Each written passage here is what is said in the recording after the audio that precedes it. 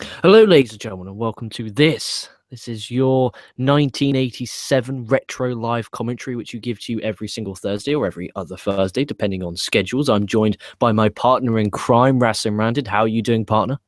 What's going on there, LK Rasslin? I'm doing splendid. I'm saving people's lives. I'm back from work. Absolutely magnificent. I've got a Dr. Pepper here, well half full. We're gonna watch some 1987 tag team wrestling. And then after that, I'm going to watch Lucha Underground, and I'm going to review that with Sammy. So I'm looking forward to it. Good night of pro wrestling for me. Very cool. Well, for me, I'm going to a screening of the Blair Witch tonight. So after we're done with this, terrifying night ahead of for me. But hey, it's all good. It's Halloween. It's almost Halloween season, so it's about time for some scary movies. Oh, dude, I'm the biggest wimp when it comes to scary movies. I'm not even joking. I'm the biggest ponce for scary films. I can't do them. I literally can't do them. But this isn't scary films. This is 1987. This isn't The Scream. This isn't The Conjuring, or I'm trying to think of names that come up on the horror section of Netflix because I just don't watch those type of films. So, Rasslin Rantin, as I take my apparel off, explain to the audience what we're about to watch. Yes. So last time we talked, I was thinking of what was going on in 1987, and one of the big things, and I almost forgot about it, and I had a great idea. Like, that's right, that was the year of the Hart Foundation and the British Bulldog feud, also in WWF, and also in Crockett, the NWA. You had the Rock and Roll Express versus the Midnight Express. Now, if you are a pro wrestling fan of maybe 21 or older, you should have heard of both of these feuds, or either one of them. These are classic tag team feuds. In fact, so much so that a lot of you will remember the Hardy Boys and Edge and Christian during the Attitude Era. And I remember at that time, a lot of people were comparing that feud to the Midnight Express feud with the Rock and Roll Express in the past. So there are a lot of similarities there. This is old school tag team wrestling, which, again, you see the Revival doing a lot today. It's very different from what most tag team wrestling is today. We can get into that discussion afterwards. But this is pretty – now, I tried to find – the one caveat on this, I tried to find the best matches that would fit in a time frame.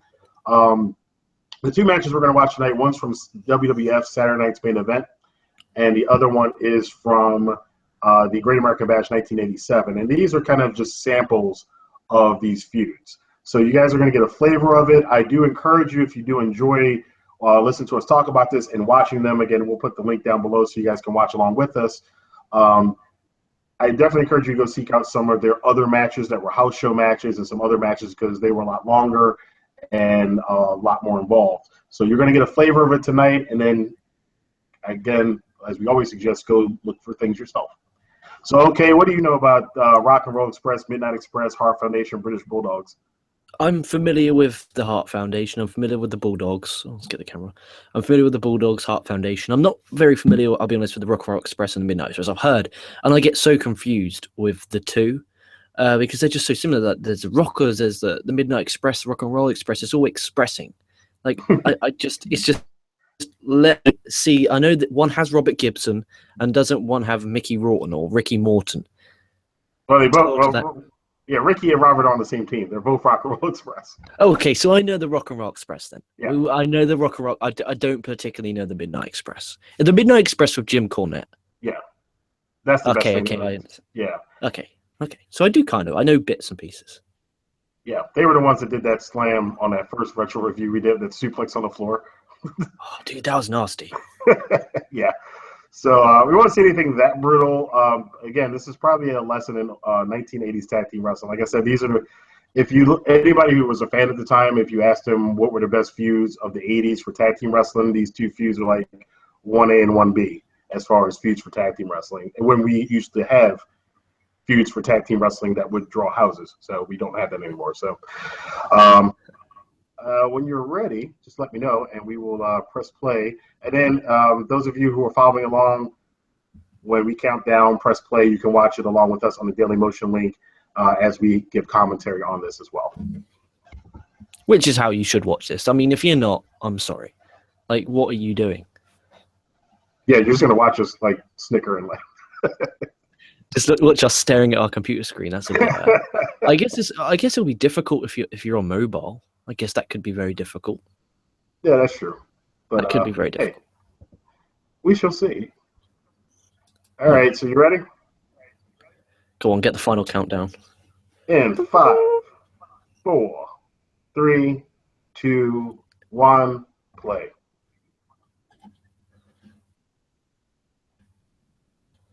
So this is the Saturday night's main event.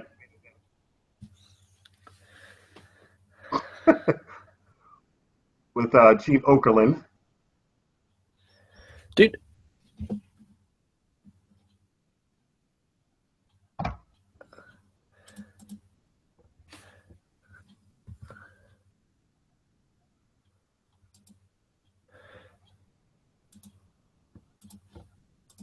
I got to refresh it.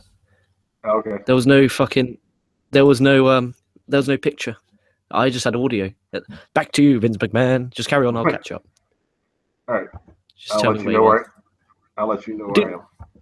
we take it in turns. Last week it was me. Yeah. You, sorry. Yeah. The Oh, week I had before to. was me. They just really the internet doesn't like us. Let's just face it.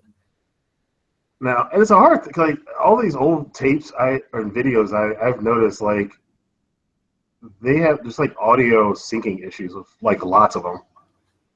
It's really Yeah, weird. And Daily it's Motion really just has so many ads on it. It just kind of screws up everything. dude, Daily Motion sucks.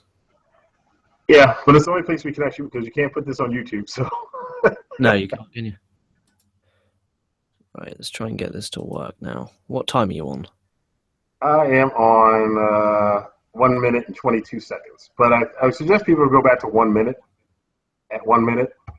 Dude, it's not even letting me skip. Oh, you got to let it load up. Yeah, it's one of them. Dude, if everyone pauses at 1 minute, right, or wherever you are, then I can catch up. In the meantime, you can go make yourself a coffee, go pour yourself a drink, or Yeah. do Well, anything.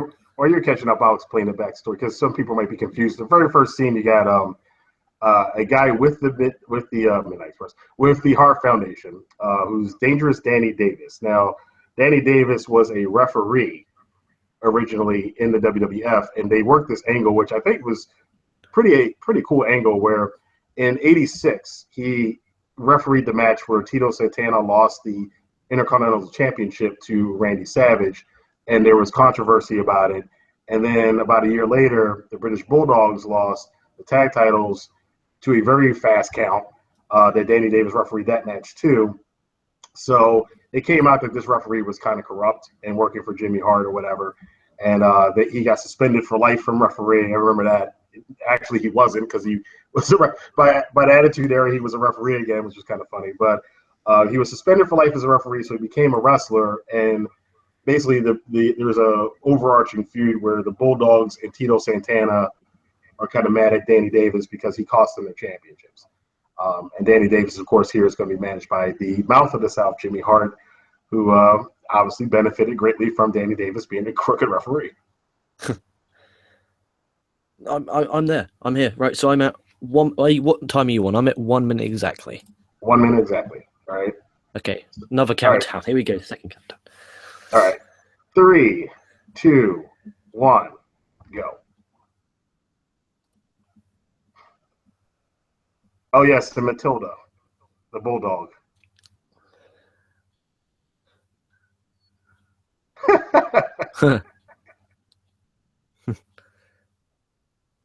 Hey, rabies shots. Oh, she did bite him. Wow. She got him hard. Yeah. Shit, he fell on the poor bastard.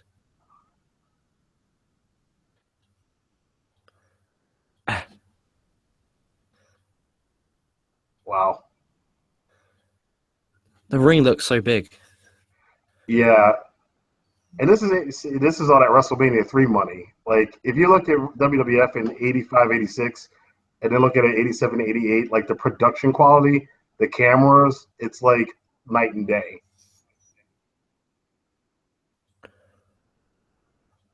Oh, Nice by Bulldog there. everything they do just looks real. Yep. I It's weird to hear Vince on commentary again. It does. He's awful.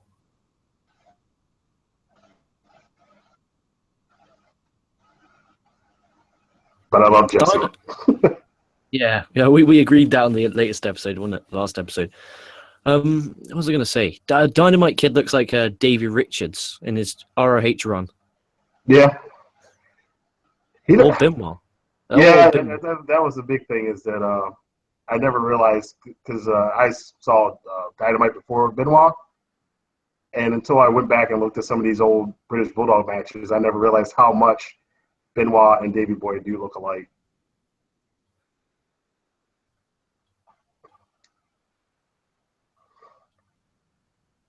Look at that finish to SummerSlam '92 right there.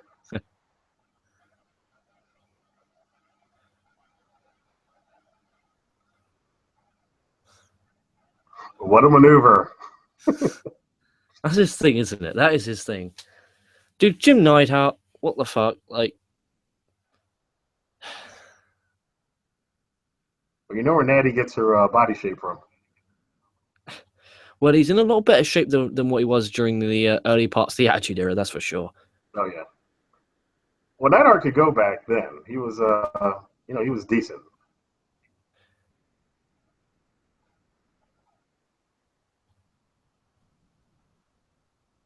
The crowd are not really into this. No, they are. This is a 2 out of 3 falls match too. So, oh, okay. This is the Bulldogs trying to get back the tag titles.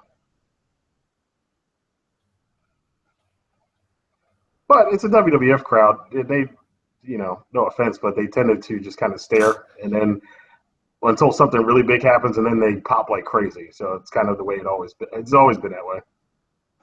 And sadly, it's still like that. Yeah.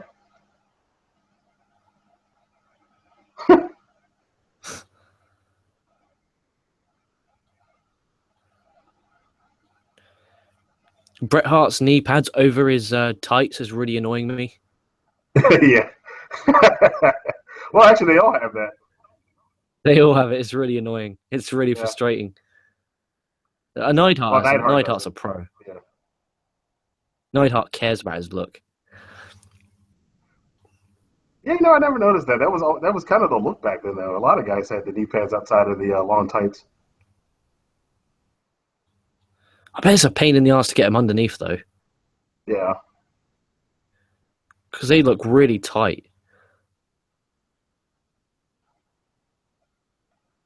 Yeah, I couldn't deal with that. I do note that, again, WWF, lots of bright colors, lots of... yeah. Dude, you could just tell that guy... You could tell that the Bulldogs are on steroids out of their heads. Oh, yeah.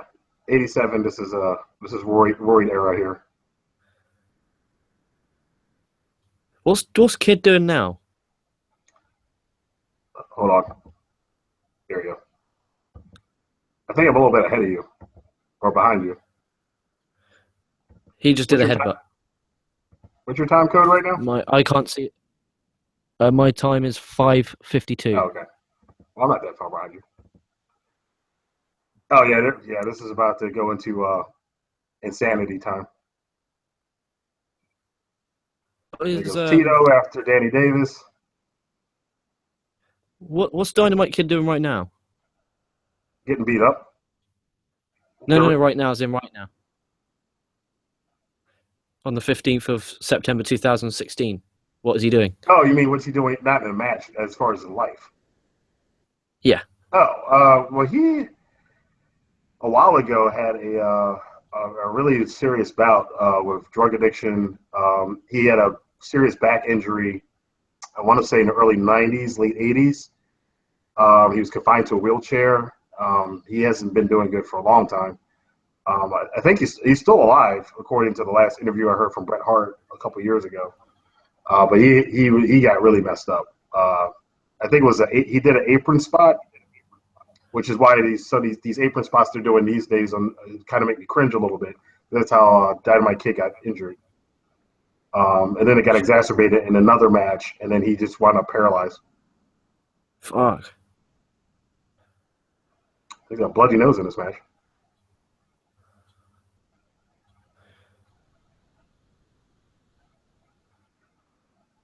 So the first one entered in disqualification, so the Bulldogs are up 1-0 here after all that craziness that just happened. Nice move. Vince's commentary is awful. Yeah. Ooh. He is really bad. The scary thing is he would actually get worse in the early 90s. Oh, my God. He was terrible. He's worse than this.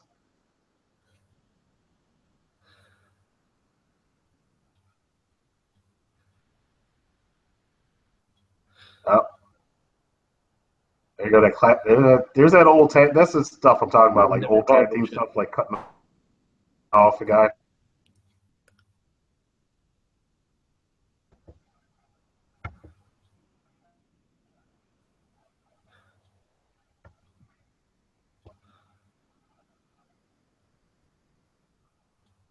Oh, God, Vince, you're so bad.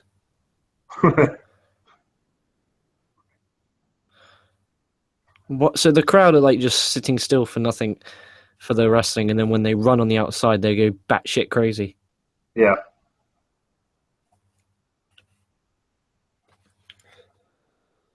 I could look at it as they're just very into the wrestling. I try. Yeah, right. They're Japanese for like 5 minutes, I guess. I don't know. Oh, don't do that, silly sausage. Yeah.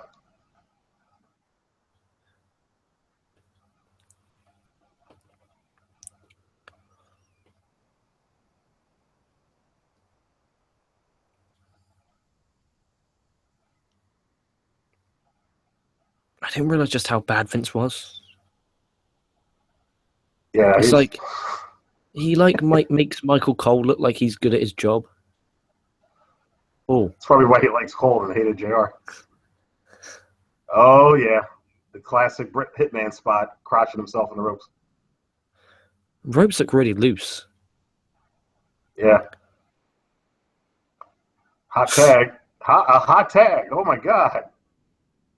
That was a horrible dropkick, though. That wasn't too great either. Come on, my son, sort your shit out. You're representing England here. Come on, Bulldog.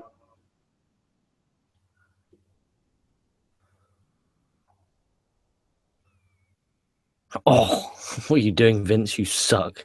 Oh,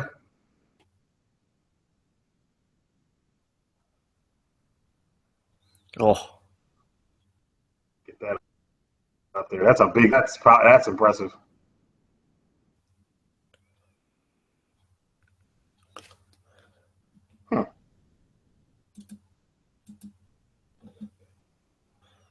Bulldog was a strong. Well, of course, he's roided up, but you have to be to lift up Jim Neidhart in a standing suplex like that. it's crazy.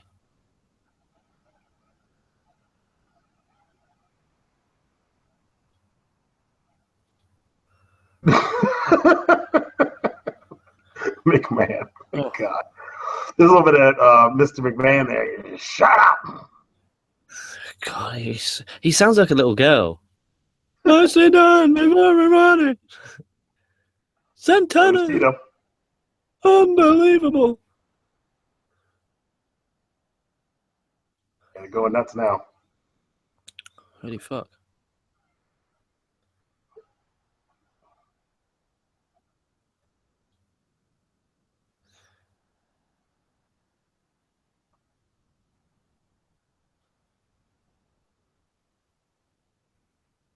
Aha.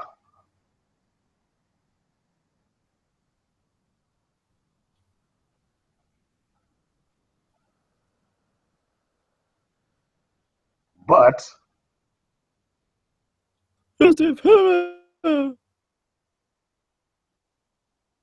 oh wow. That looks like Davey Richards from ROH late 2010 so much. That being a kid. yep.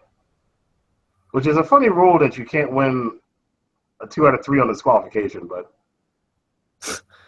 so now we are into roughly the same time frame.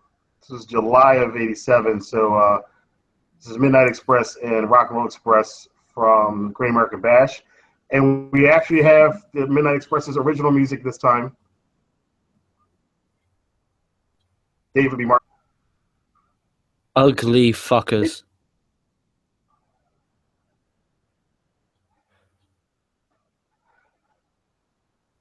That's Ricky Morton and who? This is Bobby Eaton and Stan Lane, the Midnight Express. Bobby. Along with Big Bubba Rogers, who many would later know as the Big Boss. Boss Man? Yeah. Did you say? He was Big Bubba first before he was WWF. So Midnight are the U.S. Tag Team Champions, and the Rock and Roll Express are the World Tag Team Champions. So this is kind of a title match. Anybody who knows 80 wrestling pretty much knows that just gave away the finish to the. But yeah.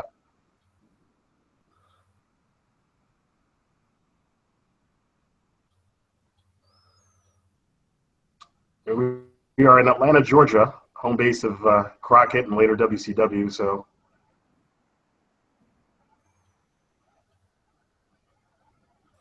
That's Ricky and Robert. Yeah, they're the two I know.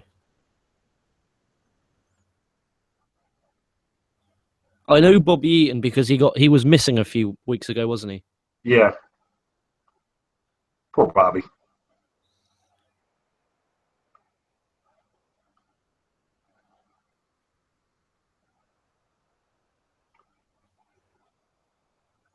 Is this War Games? Oh, okay, cool. Yeah.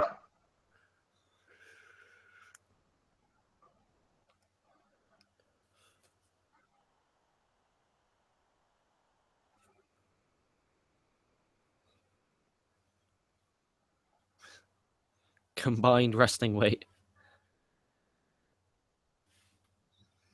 On the dark side.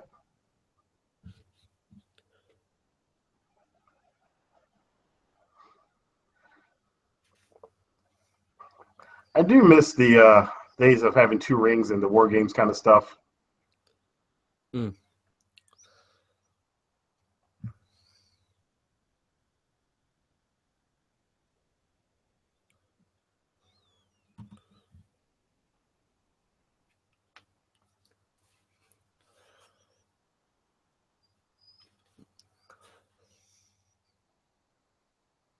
Got Jim Ross and Tony Schiavone on commentary.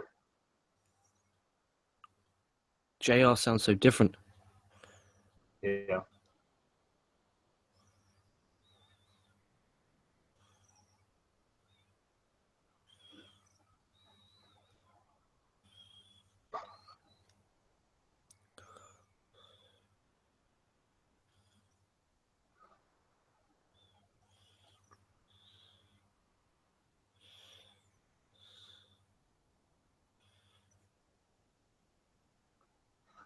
Again, this is what I love about 80s wrestling too. You can just see the two totally different styles, looks, feel between the WWF and Crockett, but both are in front of packed houses.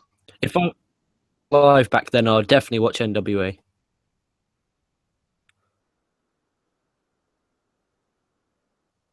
Well, I guess I'd watch what I could watch, wouldn't I, really? You got both. They were the only two that were really national, I think, at this time. I guess it would just be where I was born, I guess, where I'd pick. Like, if you're born in New York, you're a lot likelier to pick watching WWE over. Yeah, it surprises me how many New York people say they did never watch Crockett because it was on Turner Broadcasting, which was nationwide. It was on cable. But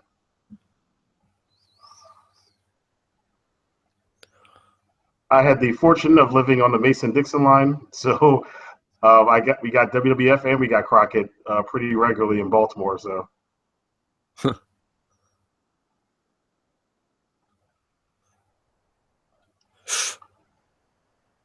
Ooh, an Insiguri before it was called an Insiguri.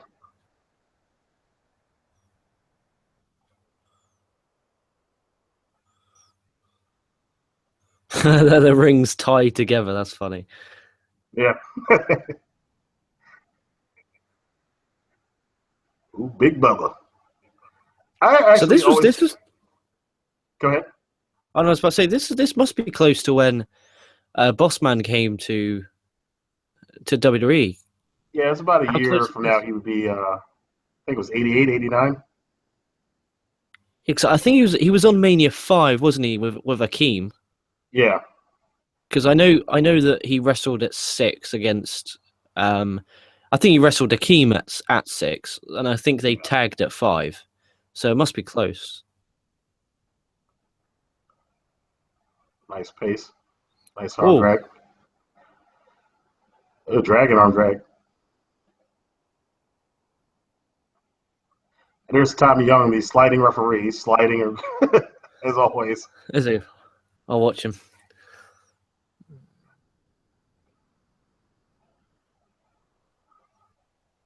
I actually preferred Big Bubba to the Big Boss Man. That's just my personal thing. I think Big Bubba was a cooler character. I know Yeah, I'm probably in the minority on that one. but the Big Boss Man had one of the sickest theme songs of all time. Yeah, it was a pretty good theme song. Hard times, like come on, that was like It's 10 years before I was born, and I know it. Quality. it's almost as catchy as Oh, that's Glorious. sick. That's sick. Nearly, yeah. Yeah, Fuck, that's sick. That is sick. Oh, I like a Rock and Roll Express a lot more than the Midnight. yeah, I love how they when they fall back for that Hurricane Run. It's like they actually want to drive the other person in the mat. right. And that's another one. This is before they'd called it that. It was you even have heard of Karanas back then. Kind of an improvised move, I guess.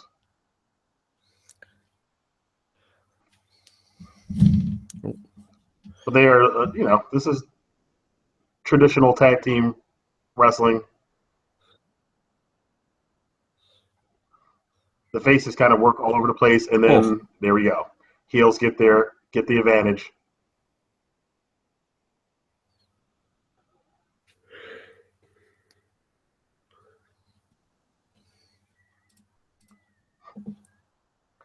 Which this is actually kind of weird for this match because Ricky Morton, the blonde one, he usually plays. That's where selling like Ricky Morton comes from because he's usually the one that's getting beat up okay. and sell it because he was a lot better seller than Robert Gibson was. As we can see right now. Yeah, I see what you mean about sliding. Holy shit. yeah. I always like it just made the count look a lot more energetic. Like it was, ooh, something's Like happening. important. You got a bit excited over it because the ref is. Yeah.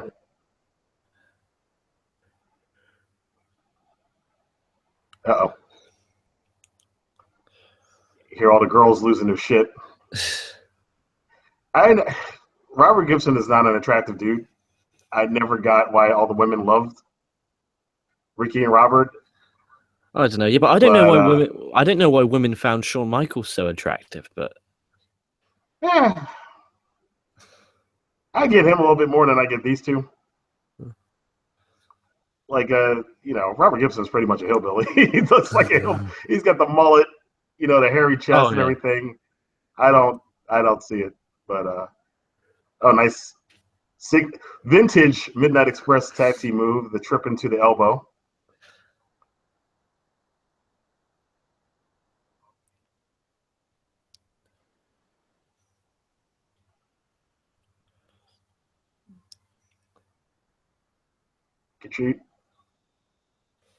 Get the tag. Yeah, I can tell they're feeling the crowd for this one because they're really trying to. The crowd's going crazy for Robert to tag.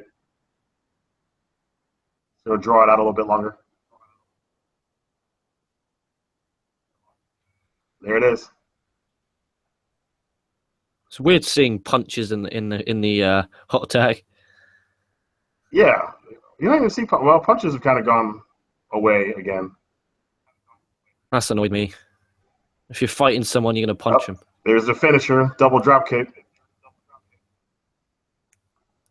Oh,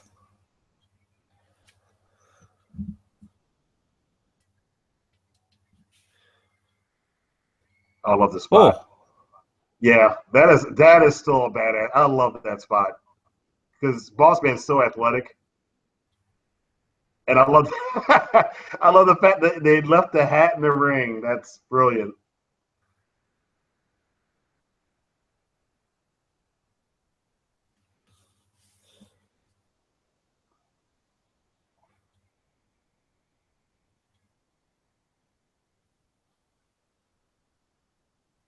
Nope. A smart way of keeping the belts on one each. Yep. Keeping everybody looking strong. Yep.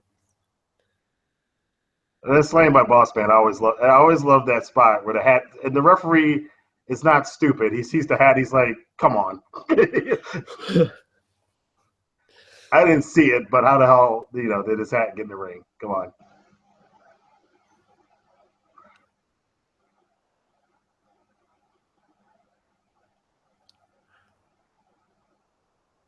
Interesting. With one on those double drop kicks.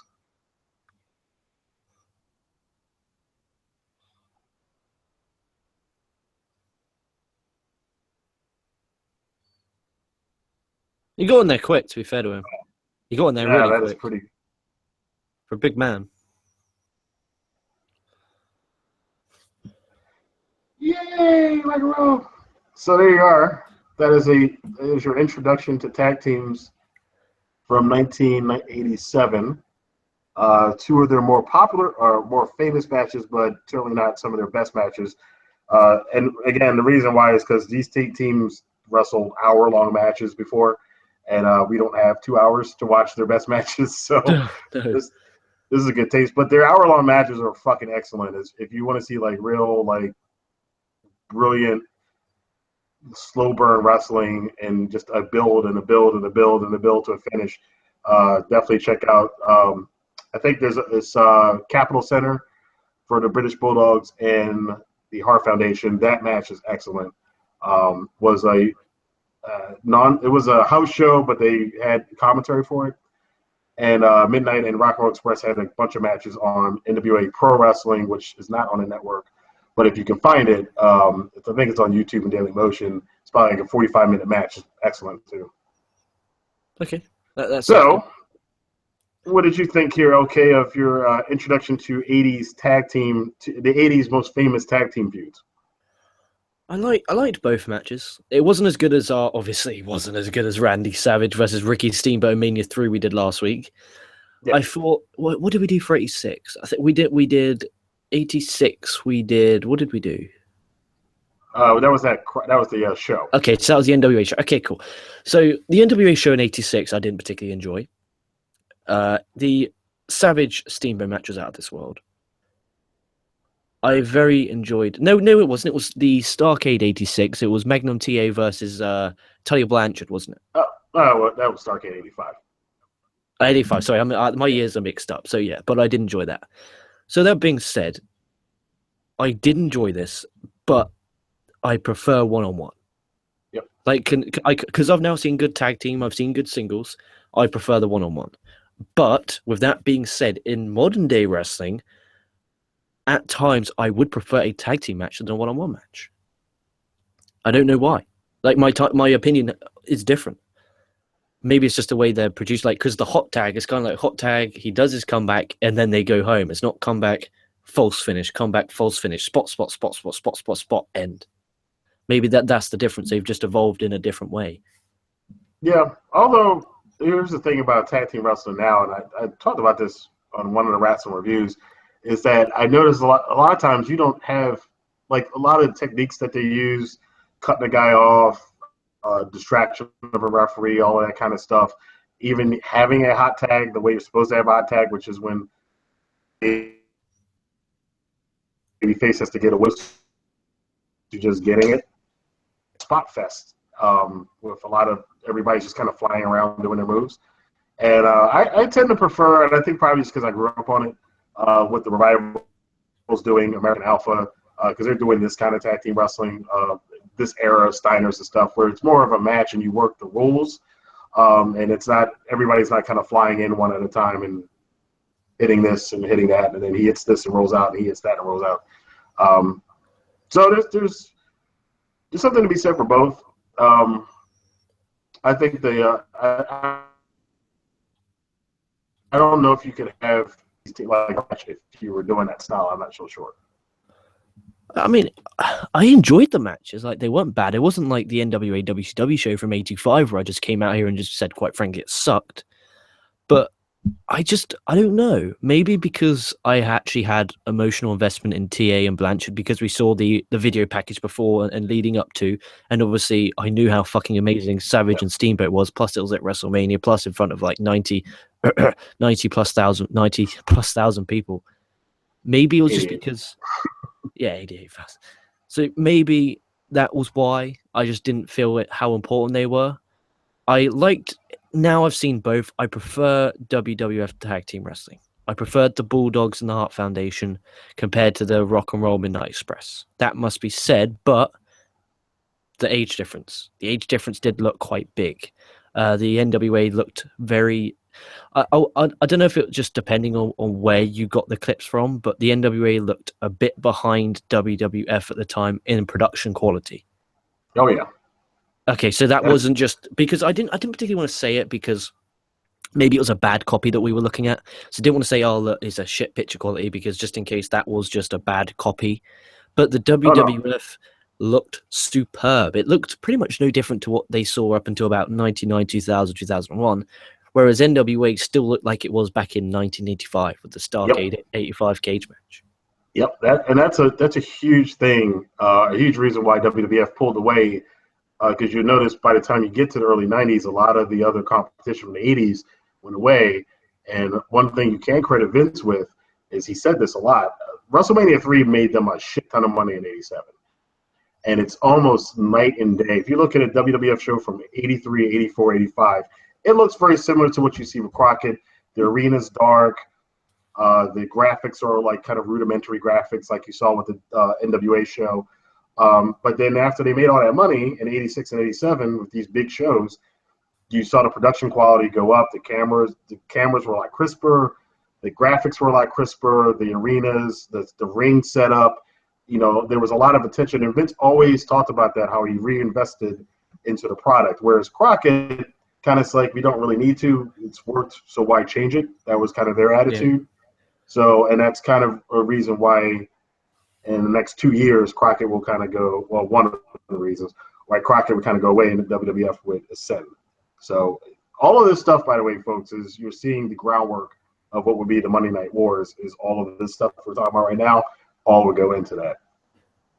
Dude, I mean, I know we're going through years or something, but in 96, I reckon we should do the first Nitro versus the Raw compared, as in 96 Nitro, 96 Raw, and compare them. Like the first ever Raw against the first ever Nitro and watch them both live. I think that would be really fucking awesome. Because I've seen the first ever Nitro in 95. I have in the shopping mall. I don't know what Raw wasn't on that night, was it? If I'm right, Raw wasn't actually on that night. Nope, it was preempted. Okay, so brilliant strategy. That's really incredibly smart strategy. So we can't do that. That's a shame. Disappointing. But we're in 1987 here. So we did 1987 singles. We did 1987 tag. Now it's time for the old 1988 singles. What are we going for, Mr. Rantin? No, we're not. We're doing one more.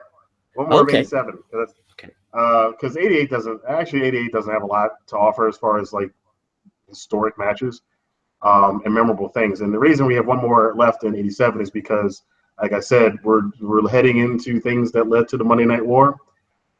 Thanksgiving 1987, actually a pretty big significant day in wrestling history because Starrcade from 1983 up until 87 was held on Thanksgiving night. Tradition. Thanksgiving at the Omni, Thanksgiving in Greensboro. Crockett always done that. So in 1987, Vince McMahon decides he wants to have this pay-per-view called Survivor Series on Thanksgiving night and says to the cable operators, you have to carry Survivor Series instead of Starrcade. If you don't get WrestleMania 4. So the Monday Night War starts. So we're going to look at the main events from both Starrcade and the Survivor Series and compared it to Thanksgiving Night 1987. Interesting matches, completely different matches.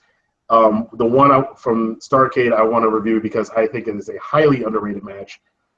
Ric Flair winning his 5th world title from Ron Garvin, and the Survivor Series match with Andre's team against Hogan's team. Oh, dude, I think I've watched that one before. My God, it was embarrassing.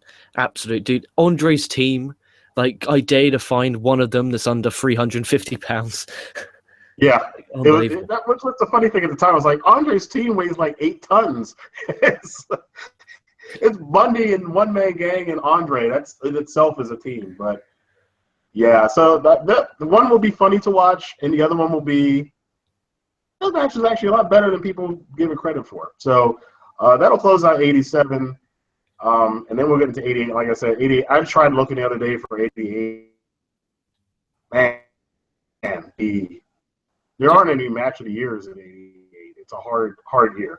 I mean, we could watch Savage's first championship win.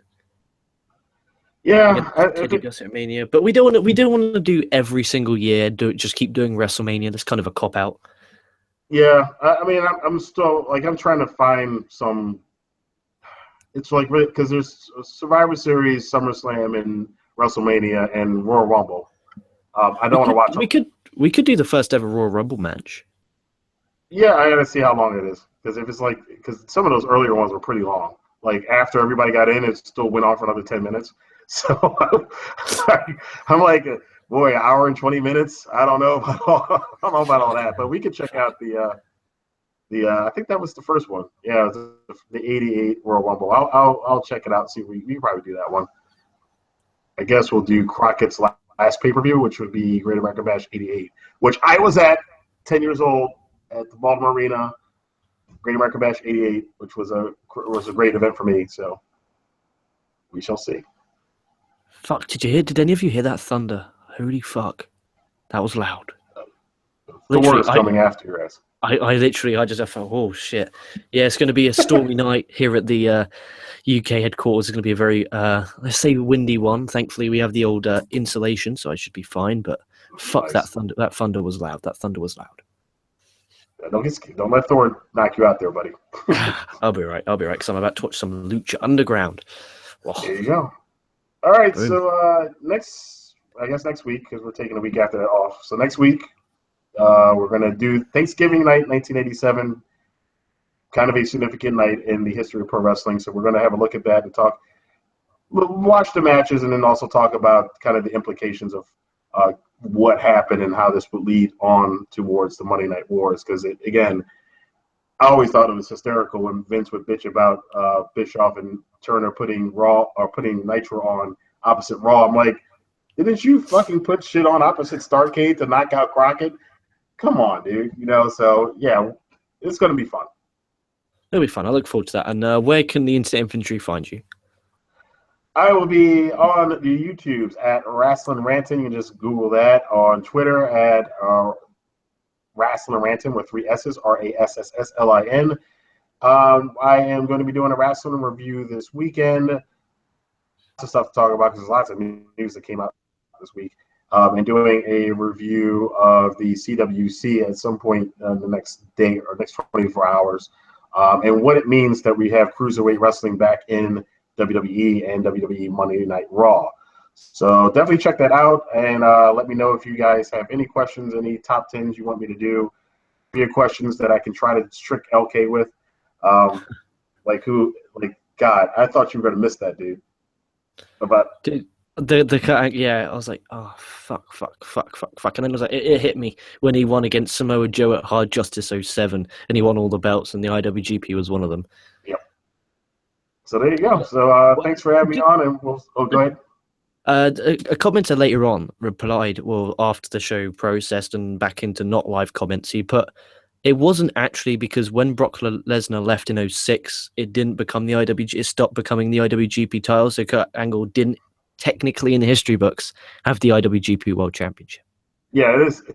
That's why I said that. I gave the answer. Well, in a way he is because they did call it the IWGP Championship because it was like Inoki's like side MMA, mixed wrestling, the IW, whatever it was called. So they called it the IWGP Championship, but it really wasn't. And then they merged them. I think Yuji Nagata merged it in 07, I think it was. So kind of, yeah, but also technically no. So it's one of those weird history things. But I say it was called the IWGP Championship, so I'll say Kurt Angle was the first one. Yep. So what? Yeah. AJ was last, and it was Angle. But yeah, no problem. Thanks for having me. Well, thanks for coming on. Looking forward to next week's show as always. Remember to stick around. Me and Sammy will be back with a Lucha Underground review. Whilst you're waiting, you can check out the CWC review we did. Check out our Raw review, SmackDown review, Backlash 2016 review, last week's Impact review before some of you imbeciles watch Impact right now. I'll be reviewing Impact tomorrow because someone has to on the internet. I don't find any. Do you know anyone who does TNA reviews? Because I don't think they exist. Joe Cronin. That's about. He's loving TNA these days. That's about the only one. There you are. So there is someone out there who does a TNA review. Hey, we're not meant to be helping we shouldn't be helping competition. I don't hear any shout outs for us. Too nice. We're too nice.